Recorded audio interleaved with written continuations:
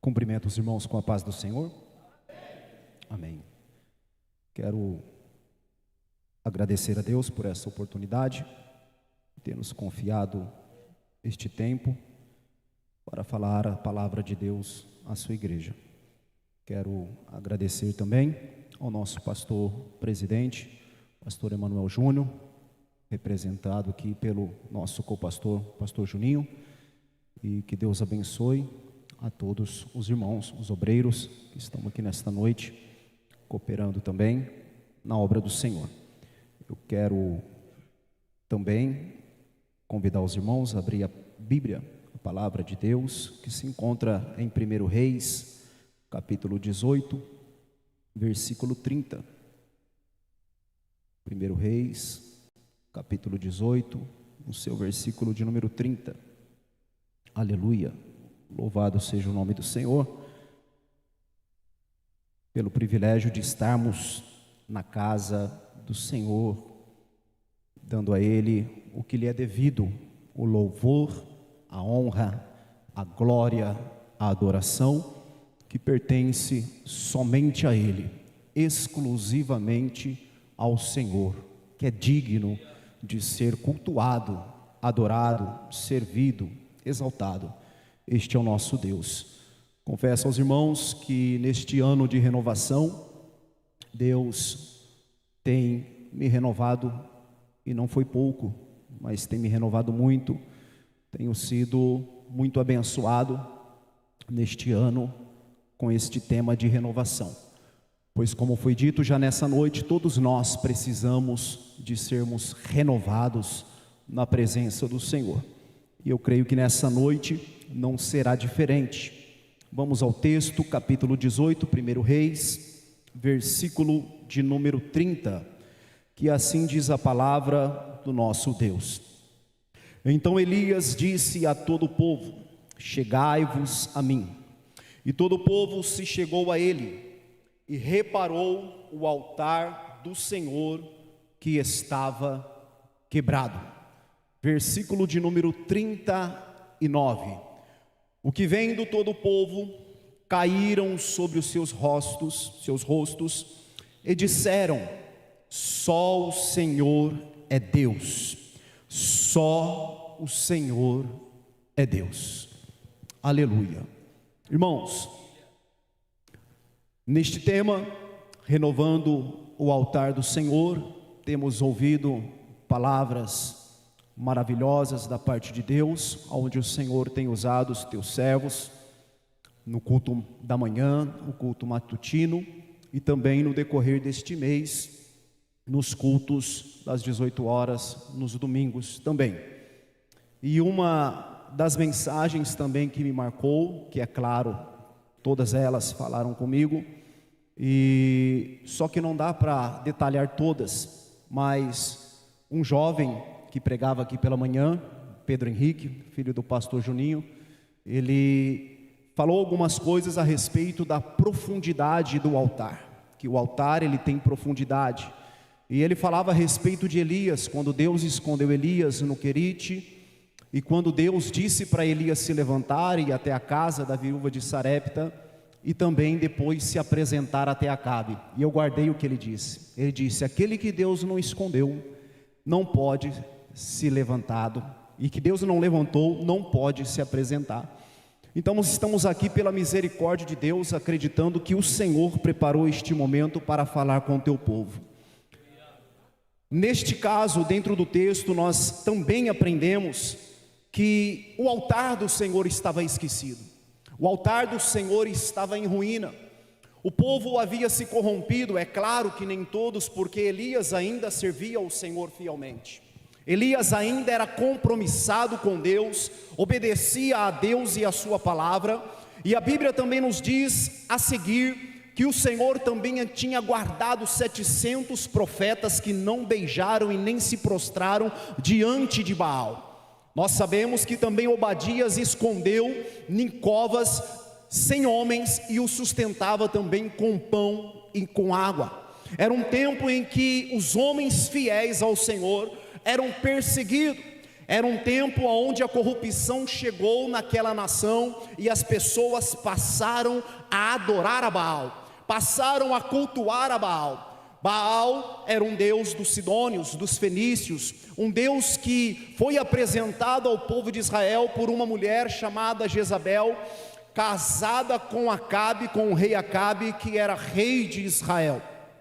Então esta mulher, ela trouxe esse costume, essa cultura, e o povo que deveria dar a Deus o que lhe era devido, o culto verdadeiro, esse povo se vendeu, se corrompeu, o altar do Senhor ficou esquecido. E quem era Baal? Alguns dizem que o significado de Baal é Senhor. Alguns dizem que Baal também era o Deus quem mandava chuva, Deus entre aspas, Deus com letra minúscula, era o Deus do trovão, do relâmpago, era o Deus da fertilidade, quem mandava chuva, regava a terra, que produzia. Mas eu quero apresentar para os irmãos também nesta noite, só reforçar o que você também já conhece, que o verdadeiro Deus é o Deus que está aqui nessa noite. O verdadeiro Deus é o Deus que nós viemos cultuar, que nós viemos adorar e dar a Ele a honra e a glória que lhe é devida. Mas por um dado momento as pessoas pegou essa glória que era do Senhor e começou agora a apresentar a Baal como que se fosse Baal o Deus que tivesse proporcionado a chuva. Mas a palavra de Deus diz que o nosso Deus é o Deus que criou o sol, a lua, as estrelas, os animais, os seres viventes. Então toda a glória é do nosso Deus. E em Isaías, no capítulo 42, no versículo de número 8, eu quero que os irmãos acompanhem comigo, por favor, se possível, colocar na tela. A palavra vai dizer: eu sou o Senhor, este é o meu nome, a minha glória, pois a outro não darei, nem o meu louvor às imagens de escultura. O Senhor aqui, Ele afirma que Ele é o Senhor, a sua glória Ele não dá a ninguém. Baal queria a fama de que ele criou, de que ele é quem prospera, de que ele é quem frutifica, de que ele é quem abençoa, mas o nosso Deus é zeloso e Ele sabe se defender. E Deus agora levanta o seu profeta Elias, e Elias vai até Acabe e diz: não haverá chuva, porque o nosso Deus que proporciona a chuva, Ele também cerra os céus. Ele também paralisou os céus e não choveu mais. E no capítulo de número 18, no versículo de número 1, vai dizer: e sucedeu que depois de muitos dias, a palavra do Senhor veio a Elias no 3º ano, dizendo: vai, mostra-te a Acabe, porque darei chuva sobre a terra. Então Deus mostra que quem está no controle de todas as coisas é Ele. Mas esta palavra veio a Elias depois de 3 anos. No livro, na epístola de Tiago, Tiago afirma que 3 anos e meio não choveram sobre a terra. Agora nós podemos imaginar 3 anos e meio sem chuva, a seca, o deserto, o caos, a fome, a escassez chegou naquele lugar. Porque no versículo 2 do capítulo 18 vai dizer: e foi Elias mostrar-se a Acabe, e a fome era extrema em Samaria. Agora Deus, Ele mostra aquele que está no controle. É Ele quem permite a escassez, porque estavam pegando o que era dele, a glória, e dando a Baal. Só que eu tenho um recado para você. No período da escassez, no período da fome, no período da seca, o Senhor tinha guardado o seu profeta. Falou: vai para o Querite, porque lá eu vou te sustentar. E pela manhã os corvos levavam pão e carne, e à noite também os corvos levavam pão e carne, e ele bebia do ribeiro do Querite. E quando uma viúva estava preparando a sua última refeição para morrer, Deus disse para o profeta: vai, levanta, vai até a casa da viúva. E esse homem, ele foi até lá. porque Deus é pai de órfãos e juiz de viúva, e todo aquele que confia no Senhor não ficará confundido. Os profetas que estavam escondidos na cova tinham pão e água, eles tinham suprimento. É melhor pão e água do que estar na mesa de Baal. É melhor pão e água aguardando na providência do Senhor, confiando no Senhor, do que viver na mesa de Baal. Porque o Senhor cuida dos seus, mas a crise era necessária, era importante isto acontecer. Por quê? Porque todas as coisas são do Senhor. O Senhor precisava confrontar todo aquele culto enganoso, toda aquela falsidade, porque Jezabel significa Baal exalta, representa uma falsa liderança, corrupção de valores, oposição aos caminhos de Deus. O espírito de Jezabel significa, no meio cristão contemporâneo, a expressão é frequentemente usada para descrever um arquiteto de comportamento sutil, manipulador, que tenta destruir líderes, famílias e igrejas. Podemos parar e pensar hoje, na atualidade, que o espírito de Jezabel é oposto à liderança, é oposto à família, é oposto à igreja, é oposto a tudo aquilo que se refere à obra de Deus. Porque em muitos lugares, irmãos, muitas das vezes se tem uma fachada de nome de igreja, mas o culto já não é mais verdadeiro. O altar do Senhor foi esquecido, e muitas das vezes tem uma aparência até que é, mas muitas das vezes não tem a presença ou a aprovação do Senhor. E precisamos sempre atentar a isso, porque muitas das vezes a corrupção de valores é a oposição aos caminhos de Deus, luta contra a igreja para causar distração, para criar uma falsa confiança, para roubar a glória que é somente devida ao nosso Deus. E o nosso Senhor, Ele diz que a sua glória Ele não dá a outrem, como nós lemos em Isaías capítulo 42, versículo 8. E outrem é um pronome indefinido, que significa outro, alguém mais, ou outra pessoa, ou outra coisa. Isso significa, outrem, é uma declaração de Deus afirmando sua total soberania e exclusividade. Ele é soberano, Ele é exclusivo, e Ele não divide a sua glória com outrem. E eu quero dizer para os irmãos que isso é lição da escola bíblica dominical, que tudo aquilo que ocupa o lugar de Deus em nossas vidas pode se tornar um ídolo nas nossas vidas. Tudo aquilo que ocupa o lugar que é exclusivamente do Senhor pode se tornar um ídolo em nossas vidas. E para que o altar do Senhor permaneça em chamas, aceso pela essência, pela presença do Espírito Santo, precisamos atentar para que nós não peguemos as coisas que o mundo nos oferece, tentando entrar nas nossas vidas para roubar o nosso tempo, causando distrações e atrapalhando na nossa adoração que é exclusiva ao Senhor. Ele não divide a sua adoração. A honra, a glória e o louvor pertencem a Deus. Não devem ser atribuídos a ídolos, santos, anjos ou qualquer ser humano. Ele é o único Deus verdadeiro. A passagem condena a idolatria e reforçam que somente o Criador é digno de adoração absoluta. Somente Ele é digno da adoração absoluta. E o porquê nós adoramos a Ele? Eu particularmente, eu posso adorá-lo pelo que Ele é. Podemos lembrar da passagem de Jó, quando Jó perde todos os seus bens, perde seus filhos, e aí Jó então, ele se lança em terra, e ele diz: o Senhor o deu, o Senhor o tomou, bendito seja o nome do Senhor. Jó não adorava pelo que Deus lhe dava, mas sim pelo que Deus é. A nossa adoração é dada a Ele, pelo que Ele é para nós, pelo que Ele representa para nós. Um Deus criador, que, como disse o louvor nesta noite, eu não perdi o controle não. Eu não perdi o controle não.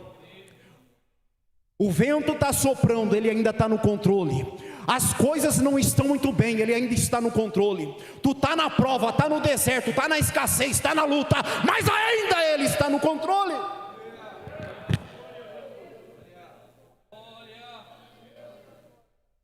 Ele tem o controle de todas as coisas. Ele não perdeu o domínio.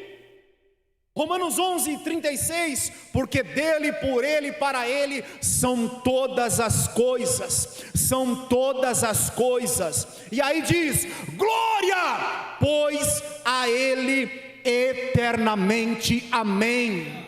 É glória, pois a ele eternamente, amém. Eternamente. Não é somente no domingo, não é somente na quarta-feira, mas é na segunda, é na terça, é na quarta, é na quinta, é na sexta, é no sábado, é no domingo. Vai dando glória, vai adorando pelo que Ele é, porque dele, é por Ele e para Ele são todas as coisas. Tudo provém dele. Sem Ele nós nada somos, sem Ele nós nada fazemos. Jesus disse no capítulo 15 de João: porque sem mim nada podereis fazer. Esse nosso fôlego de vida provém dEle. Tu está de pé por causa dEle. Nós estamos aqui é por causa dEle. Nós dependemos dEle. 1 Coríntios 8:6. Todavia, para nós há um só Deus, o resto é Baal, o Pai de quem é tudo. O Pai de quem é tudo dele. É para quem nós vivemos. É para quem nós vivemos. Nós vivemos para Deus. E um só Senhor. Há um só Pai, há um só Senhor, de quem é tudo, um só Senhor, Jesus Cristo, pelo qual são todas as coisas. Jesus Cristo criou todas as coisas. E disse Deus: haja luz, e houve luz. E disse Deus: haja separação entre a parte seca e o mar. Criou as aves, criou os répteis, criou os peixes. Fez o boneco de barro, soprou nas suas narinas, e aí formou o homem. E o homem foi feito alma vivente. Há um só Deus Pai, há um só Senhor, e Ele não divide a adoração, Ele não divide a glória. E se você veio adorar nessa noite, levanta a tua mão e dá um glória ao Senhor Jesus. Dá um glória ao Senhor Jesus, porque a vontade de Deus é que quando glória sobe e a unção desce, a presença toma casa. O Senhor quer que nós sejamos cheios da sua presença. Aleluia. Glória a Deus. É inegociável a adoração. É inegociável. Porque o adversário, e não estou aqui dando credibilidade a ele, mas é importante entender isso, porque ele é invejoso, é caluniador, é difamador, e ele já tinha inveja de Deus já. Em Isaías, no capítulo 14, no versículo 13, parte A, e no versículo 14, parte A também, Isaías 14, vai dizer assim, no versículo 13: e tu dizias no teu coração: eu subirei ao céu, acima das estrelas de Deus, e exaltarei o meu trono. Olha o pensamento do adversário. E no 14 ele diz: subirei acima das mais altas nuvens, e serei semelhante ao Altíssimo. Quando ele quer se assemelhar a Deus, quer edificar o seu trono acima das estrelas de Deus, quer parecer Deus, aprendemos que ele quer a glória de Deus. É por isso que nós vemos tantos costumes, tantos deuses no mundo aí afora, e é claro que nós sabemos que existe só um, Mas dentro de cada ser humano há uma necessidade de ter Deus, porque a alma é sedenta pela presença de Deus. E muitas das vezes por ignorância, por falta de conhecimento, ou até mesmo por uma influência maligna, as pessoas querem um Deus que elas possam tatear, que elas possam tocar, que elas possam ver. Mas aprendi eu que dentro de cada ser humano existe um vazio do tamanho de Deus. Não se preenche com a bebida, não se preenche com um falso Deus, não se preenche com um ídolo, não se preenche com os prazeres da terra, mas é preenchido pela presença do Espírito Santo, que sacia a sede da nossa alma. O Espírito Santo que vai trazer a verdadeira alegria, a verdadeira paz, porque o mundo tem a paz dele. Jesus Cristo diz: eis que vos dou a paz, a minha paz vos dou, não vou lá dou como o mundo dá. O mundo tem uma paz, mas a paz de Jesus Cristo é legítima, é verdadeira, e é como foi dito nesta noite, que Pedro estava dormindo num momento em que sabia que seria apresentado para morrer. Ele tinha a verdadeira paz, a paz de Cristo, que lhe dava segurança, que lhe dava descanso, que lhe dava conforto. Aleluia. E então Deus, ele cerra os céus, irmãos. Ele fala: eu vou acabar com essa palhaçada, eu vou mostrar que é eu que estou no controle, porque eu sou Deus provedor, é eu quem mando a chuva, eu sou Deus que trago o renovo. Lembrem em Deuteronômio, se me recordo, 28, que tinha o monte Gerizim e o monte Ebal, né? Ebal era das maldições, né? Gerizim era das bênçãos. E no monte Gerizim foi pronunciado as bênçãos. Deus falou: eu abençoo no campo, abençoo na cidade, eu abençoo a tua amassadeira, macieira, eu abençoo o seu gado, eu abençoo a sua vida. Era Deus dizendo que o povo subisse no monte e declarasse as bênçãos. Então nosso Deus é o Deus provedor, e agora Deus, ele confronta o mal, porque ele tinha um propósito, e esse propósito de escassez tinha que produzir alguns resultados. E neste deserto, neste momento de escassez, na Bíblia o deserto ou o ermo, na sequidão, que foi falado na escola bíblica dominical de Isaac, que falou das dificuldades que ele enfrentou de seca, na Bíblia frequentemente associada a um campo de teste, vulnerabilidade e dependência de Deus. Deus estava ensinando o povo a depender deles. E se você está passando num deserto, eu quero ser boca de Deus na tua vida. Deus pode estar te ensinando a depender dele. É um lugar de vulnerabilidade, dependência de Deus, sendo também esta palavra deserto a raiz de onde se deriva palavra, pode significar palavra ou falar, o que simboliza um lugar de escuta. Deserto é lugar de escassez, é lugar de silêncio, aonde as pessoas aprendem também a ouvir a palavra de Deus, a voz do Senhor. Porque quando muitas das vezes as coisas vão bem, vai para lá, vem para cá, e às vezes esquece até de orar, esquece de buscar, esquece de reservar momentos particulares para ouvir a voz de Deus. Mas o deserto, se me recorda a palavra mitzbar, é um lugar de escuta, é um lugar de escassez, onde Deus remove as distrações, as falsas seguranças, para que o indivíduo aprenda a depender unicamente da provisão divina.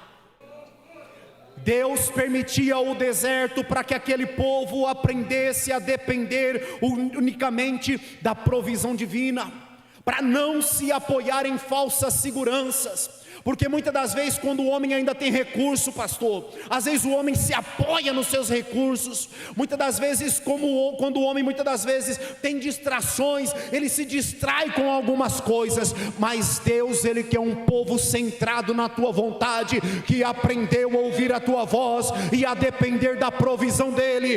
Deus vai prover na tua vida, mas é necessário você estar atento ao que Deus quer falar com você nessa noite. E Deus permitiu tudo aquilo. Só que chegou um momento que Deus falou: Elias, vai, apresenta-te a Acabe, porque eu vou enviar chuva sobre a terra. E Elias agora ele vai, convoca o povo, se encontra com Acabe, e Acabe diz: é tu, perturbador de Israel? Não, não sou eu, é tu. Chama o povo, que agora manda se reunir no Monte Carmelo, e Elias ele fala com o povo no versículo 21 do 18. Então Elias se chegou a todo o povo e disse: até quando cocheareis entre dois pensamentos?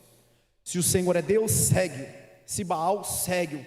Porém o povo não lhe respondeu nada. E então Elias ele edifica ali o altar, irmãos, que estava em ruínas, estava quebrado.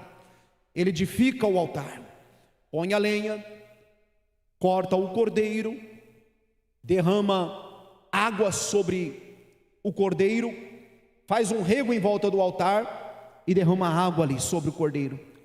Se me recordo, 3 vezes 4 cântaros, que daria também 12. E Elias ele faz a oração que vocês já ouviram no texto. E o Senhor responde com fogo, e consome as pedras, consome o holocausto, consome a água, não sobra nada. E Deus ali ele confirma, como eu li no 39, o povo caíram sobre os seus rostos e disseram: só o Senhor é Deus, só o Senhor é Deus, só o Senhor é Deus. Não há outro, irmão, não há outro Deus. Mas para tudo isso acontecer, Deus permitiu. Só que o altar, irmãos, o altar é um lugar de sacrificar, é um lugar de abate. A construção de um altar é uma forma de declarar publicamente que o Senhor ocupa o centro da vida, marcando momentos de aliança, adoração e entrega. Um altar era publicamente construído para confessar que Deus era o Senhor da sua vida. E ali no altar era lugar de aliança, entrega e adoração. Alguns dias atrás eu tive que visitar um irmão meu numa clínica de recuperação, e eu perdi o sono na madrugada. Tinha que acordar cedo, viajar, e eu preocupado, acordei 1h da manhã e não conseguia dormir. E aí Deus, Ele me dá uma reflexão. Eu já estava meditando nesta palavra. E no altar que Elias constrói tem pedra. Repete comigo, por favor, me ajuda a pregar. Pedra, madeira, cordeiro. Vamos lá? Pedra, madeira, cordeiro. E na madrugada eu não conseguia dormir, e do nada veio assim na minha mente: o Monte da Caveira era rocha, pedra. A cruz, madeira. E em João capítulo 1 versículo 29, João Batista olha para Jesus e diz: eis o Cordeiro de Deus que tira o pecado do mundo. Então nós vemos que ali o sacrifício de Cristo na cruz do Calvário tinha um altar construído, porque a pedra não poderia ser lavrada, não poderia ser construída pelo homem. E quem construiu aquele monte? Quem criou todas as coisas foi Deus. E ali se segue a maneira que Deus instruiu o povo na antiguidade de se edificar um altar. Mas agora nós vemos um altar criado pelo próprio Deus, um cenário criado pelo próprio Deus, onde se havia a pedra, a madeira e o cordeiro que foi sacrificado pelos nossos pecados. E naquele altar havia uma aliança que Deus estava fazendo com a humanidade através de Cristo, porque no capítulo 26, no versículo 28 do Evangelho de Mateus, na Santa Ceia, Jesus ele diz o seguinte: porque isto é o meu sangue, o sangue do Novo Testamento. E testamento nós sabemos que é concerto, que é aliança, que é pacto. Deus estava fazendo um concerto com a humanidade através de Cristo Jesus. Então diante daquele altar foi feito uma aliança. E também a adoração.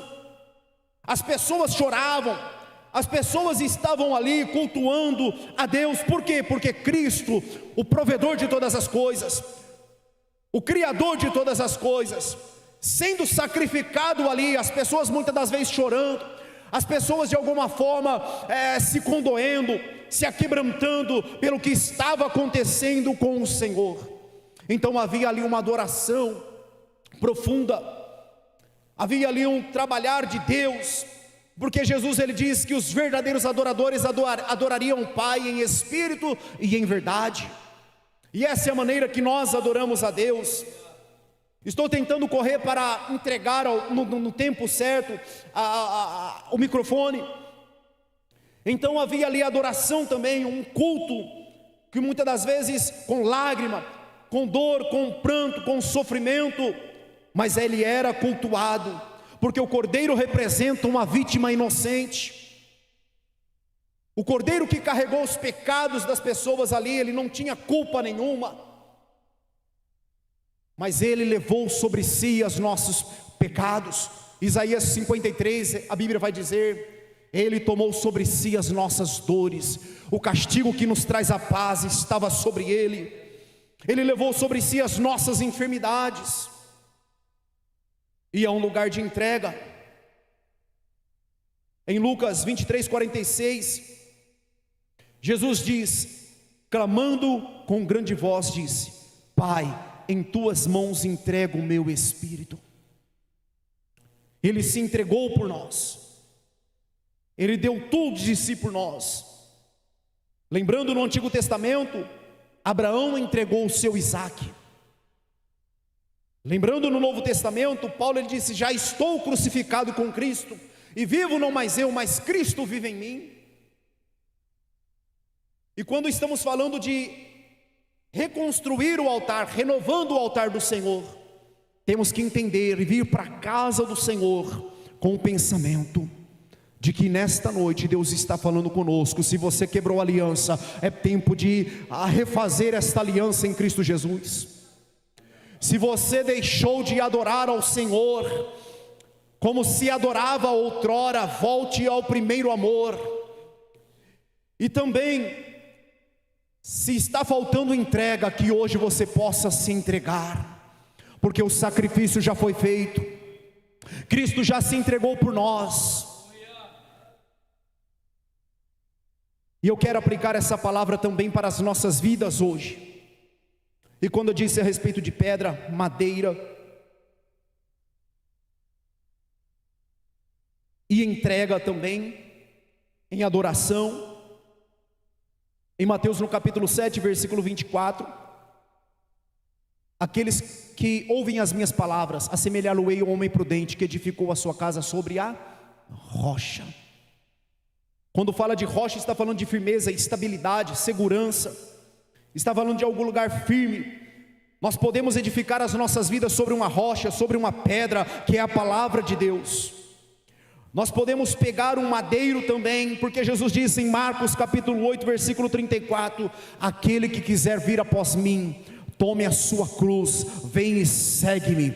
Eu estou falando de uma forma figurada, irmãos, que nós também construímos a nosso altar com orientação na palavra de Deus. Podemos pegar as nossas vidas e catar a palavra de Deus, que é representada aqui por uma pedra, pegar a cruz, que é um madeiro também, onde representa muitas das vezes dificuldades que vamos ter que enfrentar na caminhada, na trajetória com Cristo, e edificar também o nosso altar. E o sacrifício, irmão, Romanos 12, 2, que a geração inconformada também usa este versículo também para dar um respaldo também nos seus trabalhos. Rogo-vos, pois, irmãos, pela compaixão de Deus, que apresentei os vossos corpos em sacrifício vivo, santo e agradável a Deus, que é o vosso culto racional.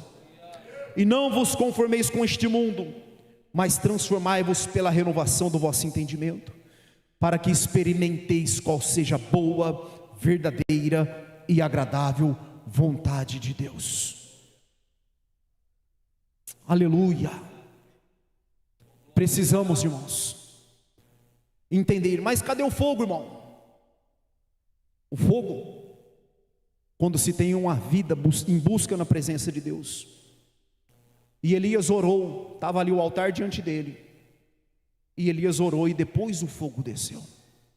E a Bíblia vai dizer em Atos capítulo 2, que estavam todos reunidos no mesmo lugar. E eles estavam buscando a Deus em oração. O cordeiro já foi sacrificado. Só que a Bíblia fala que o sacrifício vivo agora sou eu e você. A pedra, a rocha é a palavra de Deus. Anda na doutrina, na palavra, na verdade, compromisso com a palavra, anda na palavra. Carrega a sua cruz sem murmurar, sem reclamar, porque muitas das vezes é dolorido, é difícil, é cansativo, é muitas das vezes trabalhoso. E continua sacrificando a sua vida como um sacrifício vivo ao Senhor, vivendo uma vida de oração, porque o fogo vai descer de Deus. O fogo desce do alto, irmãos. O fogo não vem da terra, o fogo vem de cima. E a Bíblia vai dizer que eles estavam reunidos todos no mesmo lugar. De repente veio do céu um som de um vento veemente e impetuoso que encheu toda a casa. E foram vistas por eles línguas repartidas como que de fogo. E todos começaram a falar nas línguas conforme o Espírito Santo lhe concedia que falasse. Se queremos que o altar pegue fogo, irmãos, precisamos entender que muitas das vezes Deus criou circunstâncias para que você pudesse buscar. Estou fraco, estou desanimado, estou triste. De repente Deus está te ensinando, aprenda a ser dependente. Deserto é lugar de ouvir a voz de Deus. Aprenda a fazer o sacrifício de andar na palavra, apresentando a sua vida num culto racional e agradável, e assim vivendo uma vida de oração, o fogo vai descer de Deus do alto, a sua vida vai ser cheia do Espírito Santo, vai ser impactado com a glória, e assim você viverá uma vida de um verdadeiro adorador, porque Deus não negocia, a glória é dele, o louvor é dele. E se tem adorador nesta noite, aqui nesta casa, levanta a sua mão e vai continuando prestando o teu culto, porque somente Ele é digno. Deus vos abençoe. Eu agradeço pela oportunidade, em nome de Jesus.